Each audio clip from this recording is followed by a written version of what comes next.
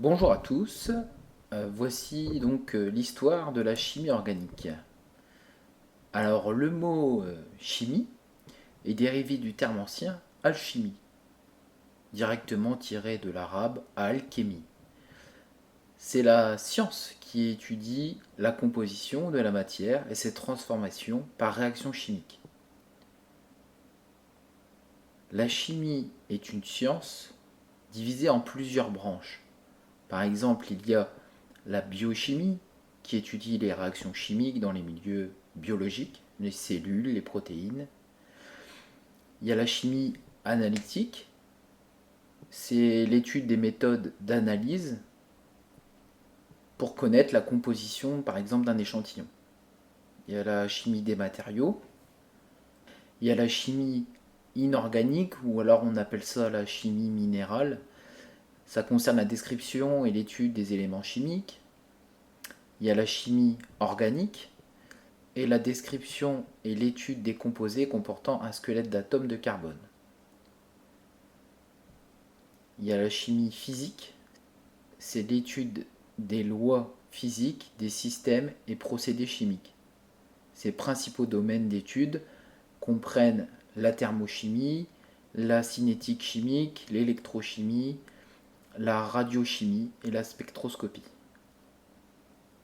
Puis il y a la chimie théorique et l'étude de la chimie à travers un raisonnement théorique fondamental. Donc là, c'est beaucoup de mathématiques et de physique, en particulier dans l'application de la mécanique quantique. Donc la chimie existe sous plusieurs domaines. Donc là, je vous montre un diagramme. Alors on peut le voir dans la santé, par exemple. Évidemment, on a tous en tête, par exemple, la synthèse du paracétamol. Ça vient dans les santé médicaments, grâce à la chimie organique. Il y a l'agriculture, pour les engrais, les pesticides, etc. Il y a l'alimentaire, donc pour les colorants, les arômes, les édulcorants. Donc après, il y a les matériaux, donc par exemple les textiles. Bon, voilà, la fibre optique, la peinture, le vernis, la colle. À savoir que la meilleure colle au monde, eh ben, c'est pas celle de la chimie organique, c'est sur les moules. Ensuite, nous avons l'énergie. Donc il y a le nucléaire, le photovoltaïque et le carburant. Alors la première usage, on peut dire comme ça, de la chimie organique, c'était le feu. Alors le feu, c'est une découverte fondamentale pour l'homme. Il a été utilisé comme source de lumière et de chaleur, comme moyen de défense contre les prédateurs, comme source d'énergie puisqu'il permettait la cuisson des aliments et celle de l'argile par exemple pour faire de la poterie. La maîtrise du feu a permis de fabriquer la céramique et le verre. Pour fabriquer le verre par exemple, il faut chauffer du sable. Et après, tout se passe dans la recristallisation. On pourra en parler peut-être dans un prochain épisode.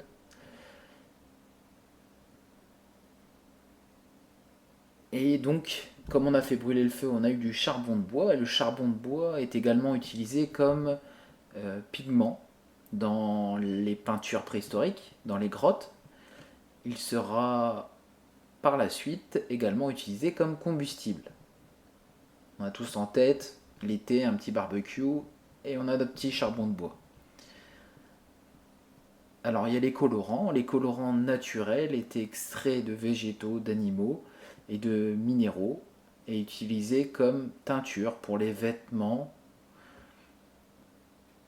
Il y avait des traces de cette peinture moins 20 000 avant Jésus-Christ. Alors il y a des colorants végétaux, pastel, bleu indigo, le bleu des jeans, donc c'est cette molécule-là. Alors les teintures animales, par exemple, nous avons le rouge carmin, tiré de la fameuse petite coccinelle. On a aussi le célèbre pourpre antique qui sert à atteindre les manteaux des empereurs était extrait de murex, donc c'est un coquillage, lequel sécrétait une substance incolore, murexide, qui s'oxydait à la lumière par l'oxygène et l'air et se transformait en colorant.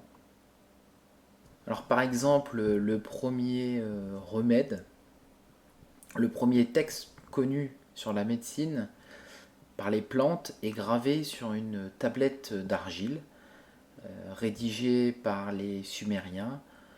Donc là par exemple, dans ce remède-là, on parlait de l'usage du cumin et de l'aneth. Hippocrate, moins 400 ans, recommandait par exemple une décoction d'écorce de saule blanc, donc Salix albala, pour soulager les douleurs et faire baisser la fièvre. C'est un peu l'aspirine naturelle. Alors on se sert de la chimie organique par exemple pour faire des parfums. On extrait l'huile essentielle des plantes. Donc on le verra dans un futur épisode comment on fait ça. On peut s'en servir comme savon. Il est utilisé pour fabriquer. Il a été fabriqué par hydrolyse des acides gras. Évidemment le papier d'Égypte, le papyrus durci à l'amidon. Et ensuite, par exemple, pour les tannages des peaux. En plus de la viande que l'homme prenait sur l'animal qu'il tuait pour se nourrir, il récupérait sa peau, mais pour garder et utiliser la peau de bête, il a fallu investir un moyen de les conserver. Au Moyen Âge, alors il y avait plusieurs techniques d'extraction des huiles, des graisses animales et végétales, la distillation des essences aromatiques et la distillation de l'alcool. Par exemple, en 815, Jadir ibn Hayman, connu sous le nom de Geber, qui est parfois considéré comme le père de la chimie, met au point l'alambic. À l'heure actuelle, on pourrait dire une distillation. En 900, Abu Bakr Mohamed, donc c'est un médecin chimiste et philosophe, il publia plusieurs traités de la chimie, comprenant l'une des plus anciennes descriptions de distillation contrôlée et de méthodes d'extraction. Il a également développé une méthode de production de l'acide sulfurique et de l'éthanol. Donc l'éthanol, c'est l'alcool, qu'on boit généralement en soirée. En 1267, Roger Bacon publie l'Opus Maus, qui, entre autres choses, contient les résultats de ses expériences sur la poudre à canon. Il va mettre du vitriol, donc c'est le nom ancien de l'acide sulfurique, de l'eau forte, c'est l'ancêtre de l'acide nitrique. On a l'esprit de sel, c'est ce qu'on appellerait aujourd'hui l'acide chlorhydrique, et l'esprit de vin, c'est l'éthanol.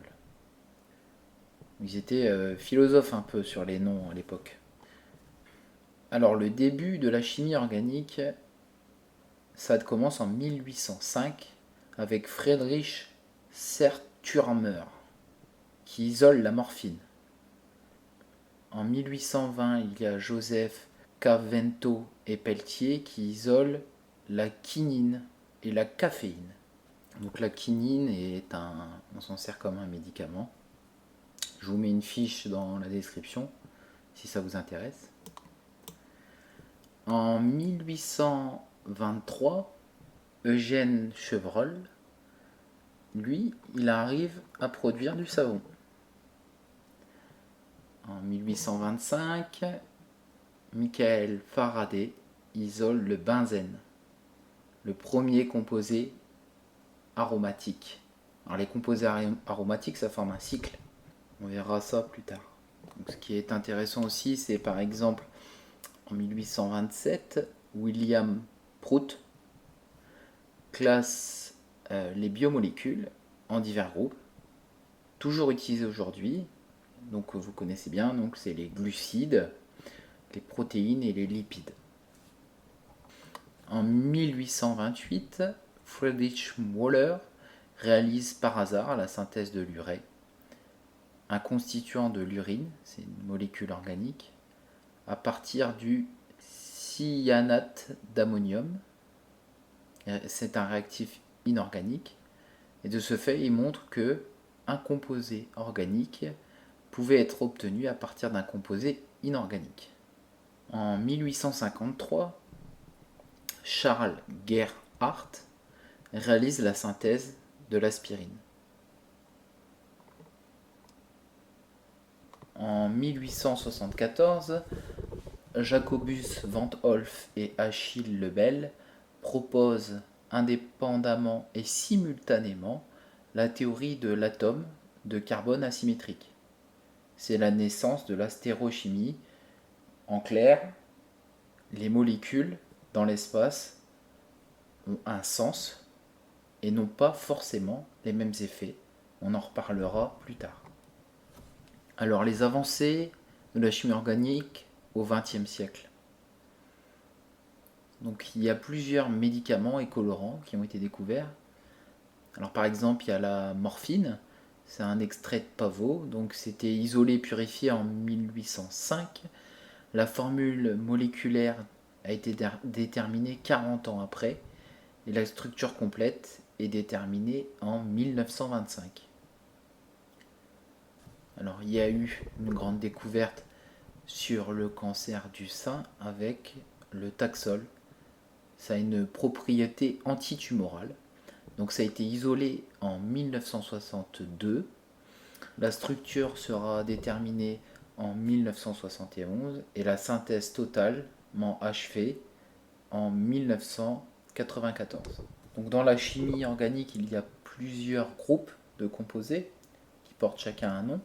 On verra ça dans une prochaine vidéo au fur et à mesure. Il faut savoir que la chimie organique, c'est surtout composé de carbone. Alors ça peut être d'origine naturelle, par exemple les hydrocarbures, constituant du pétrole, c'est ce qu'on verra dans la prochaine vidéo, la chlorophylle contenue dans les plantes vertes, ou ça peut être des produits de synthèse. Je vous remercie de m'avoir écouté, à bientôt.